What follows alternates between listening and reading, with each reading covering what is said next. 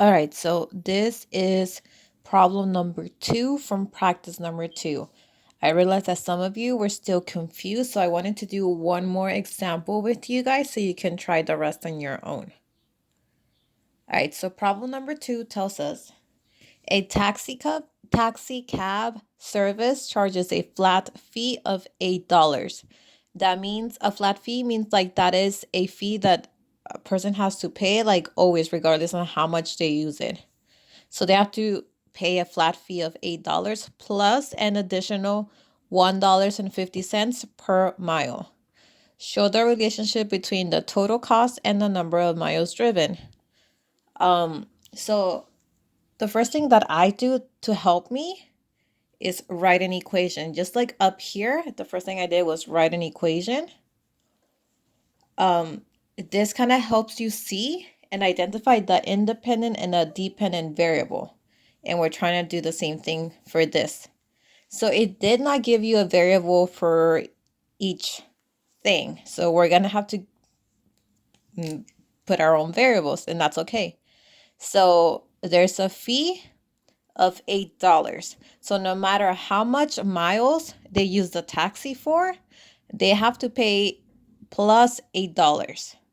So I know that somewhere in my equation I have plus $8. Those are the $8 they have to pay regardless of how much they use it.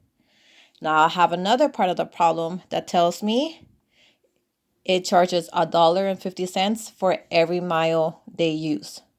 We don't know how much miles the person is going to ride the taxi for. We don't know. But we know that for every mile they're going to use the taxi for, they're going to be charged $1.50. So they can use the taxi for 1 mile, they can use it for 2, 3, 4.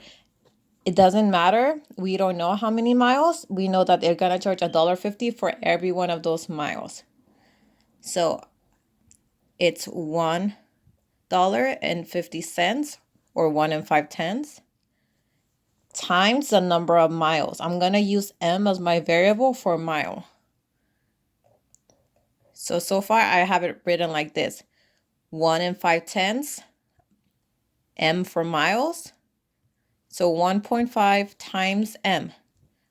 $1.50 times the amount of miles they drive it for, plus the $8 they have to pay regardless. And that will give you the total cost. I'm going to use C for cost. So I'm using M for miles and C for cost. All right, so this is the equation that I made. 1 5/10. You could have written it as $1.50. It's the same thing. $1.50 times the amount of miles they use it, plus the $8 fee they have to pay no matter how much they use the taxi for, will give you the total cost. $1.50 times the amount of miles plus the $8 will give you the total cost. All right, so the independent variable. The independent variable is the number that can, it basically doesn't depend on anything. It can be any number. I know that the cost depends on how much miles this person drives the takes the taxi for. So C cannot be my independent because C depends on how much the person uses the taxi. So the independent variable is M, miles. The amount of miles.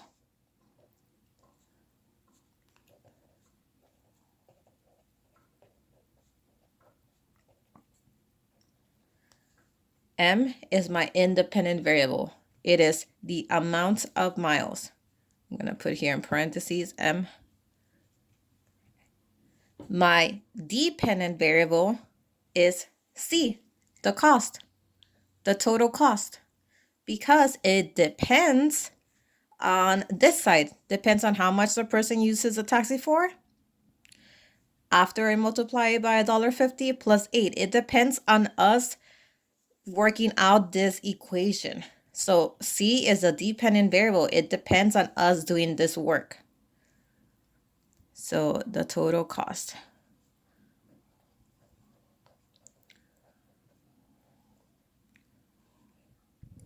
All right, so now that I have that figured out, let me complete this table.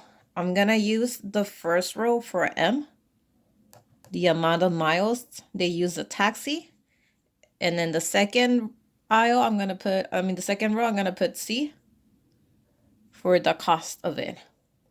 So these numbers, you make up on your own. So I usually use 1 through 5 because it's simpler. I don't want to put 250. I don't want to put any larger numbers because that just means I'm gonna make my equation more difficult. So I suggest you always start with your first 5 numbers, 1 through 5. Make it easier. So once you put those numbers, you use this to help you solve this. So basically what this is telling you is that M would equal 1. So if M equals 1, what does C equal? So I have my equation right here. So if M equals 1, what is C? Let's solve it. $1.50 times 1 plus 8 equals C. $1.50 times 1, well, that's just $1.50. Because anything times itself times 1 would be the same. So $1.50 plus $8 is C. So $1.50 plus $8 is $9.50. And that's my final answer. So that means that C equals $9.50 when M equals 1. So I'm going to bring my answer over here and put in $9.50. When M equals 1, C equals $9.50. Now, let's try 2. What is C when M equals 2? So once again, you have this equation. You're going to plug it in. I'm going to use this space over here because I'm running out of space over here. So you have $1.50. M plus 8 equals C. So if M equals 2, what is C? Let's plug it in. $1.50 times 2 plus 8 equals C. $1.50 times 2 will give you 3. Right? Because $1.50 plus $1.50 is $3. So 3 plus 8 equals C. I can further solve that. 3 plus 8 is 11. So this means C equals 11. So when M equals 2, C equals $11.